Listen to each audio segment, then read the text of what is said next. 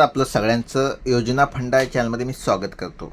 आपण बघताय की आपण शेतकऱ्यांसाठी महत्त्वाच्या योजना घेऊन आलेलो आहोत.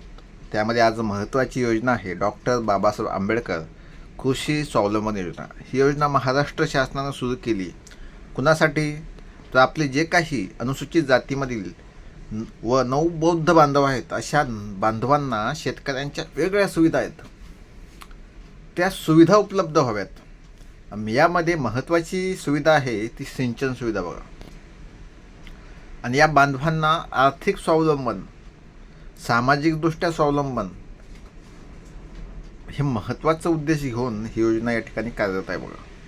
आणि कोणत्याही योजनेचा उद्दिष्ट तेच असतं की कोणताही आपला बांधव असेल, बांधव म्हटल्यानंतर जात पात धर्म मी म्हणत नाही, बांधव म्हटल्यानंतर सगळ्यात महत्त्वाचं आपला शेतकरी बांधव बघा. या ठिकाणी या योजनेचं महत्त्वाचं उद्दिष्ट लक्षात घ्या.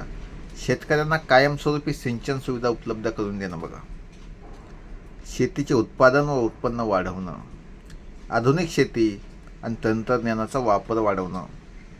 त्यानंतर जे काही आपले अनुसूचित व नवबौद्ध शेतकरी बांधव आहेत त्यांना आर्थिक, जे मी वरती सांगितलं, व सामाजिकदृष्ट्या त्यांचा विकास करणे, त्यांना स्वावलंबन बनवणे, स्वावलंबी बनवणे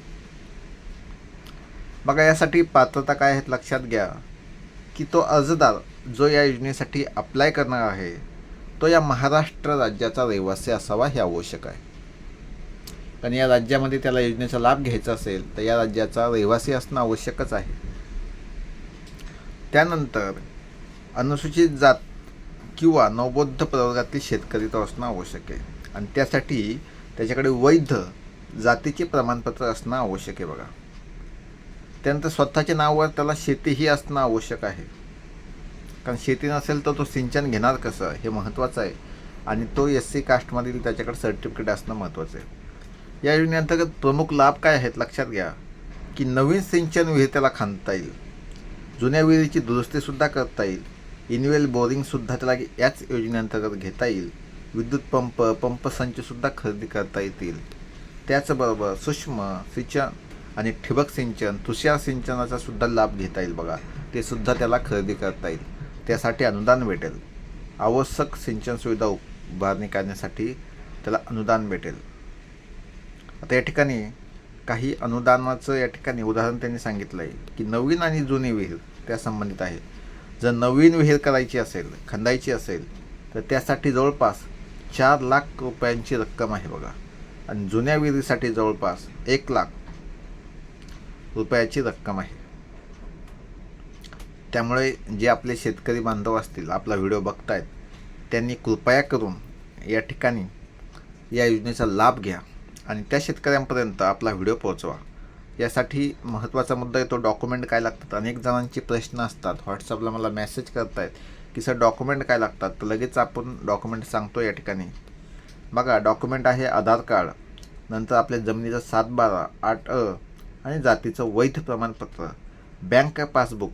पण लक्षात घ्या ते बँक पासबुक जे आधार कार्डशी संलग्न आहे, लिंक आहे. आणि आपला पासपोर्ट आकाराचा फोटो आणि आपला मोबाईलसुद्धा आधारशी लिंक असणं महत्त्वाचं आहे. आता अर्ज कसा करायचा सगळ्यात महत्त्वाचं तर महाDBT फार्मर या पोर्टलवर जाऊन तुम्ही लिंक जी आहे त्याच्यावर सबमिट करायचं आहे. सगळे डॉक्युमेंट अपलोड करायचे ज्याच्यामध्ये आपण पात्र आहोत बघा. त्यानंतर बघा अर्ज सबमिट करा हे त्यांनी सांगितलं आहे. काहीच अडचण नाही, एकदम सोपं आणि साधं आहे. आणि जर तुम्हाला कळत नसेल तर तुम्ही काहीच नाही, एकदम डायरेक्टली आपल्या गावातील सेतूवाल्याकडे जायचं बघा.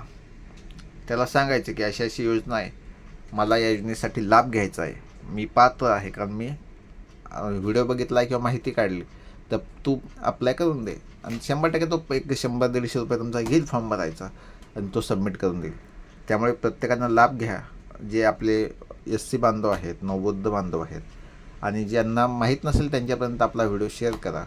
चॅनलला सबस्क्राईब केलं नसेल तर नक्कीच आपल्यासाठीच आपला चॅनल काम करतं आहे, तर चॅनललाही एकदा सबस्क्राईब करा. जय हिंद, जय महाराष्ट्र.